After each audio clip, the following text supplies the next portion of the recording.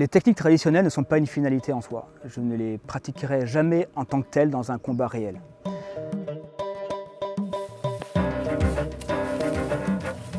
Soit parce qu'elles sont des techniques de guerre ou de guérilla de jungle qui ne sont pas adaptées au contexte de la self-défense occidentale contemporaine, soit parce que leur finalité n'est pas l'application directe en combat.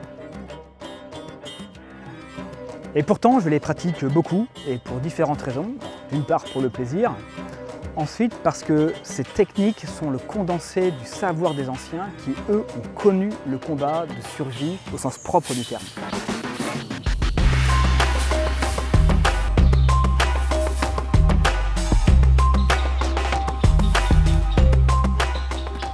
Dans les techniques traditionnelles, on a des techniques qu'on appelle de descente au sol. On va être très ras du sol.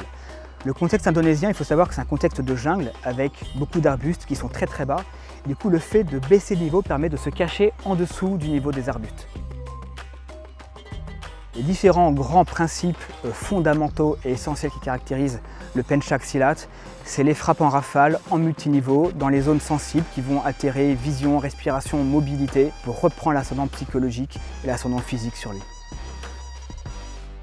Alors, en Pencak Silat, on va travailler à la fois à main nue, mais également avec des armes, et également on va utiliser son environnement. Bien sûr, on le pratique pour le respect de la tradition, pour développer de bonnes formes de corps, mais également on part du principe que savoir pratiquer les fondamentaux du combat au couteau et au bâton, c'est également le meilleur moyen ensuite pour savoir s'en prémunir si on se fait agresser par quelqu'un qui a ce type d'arme.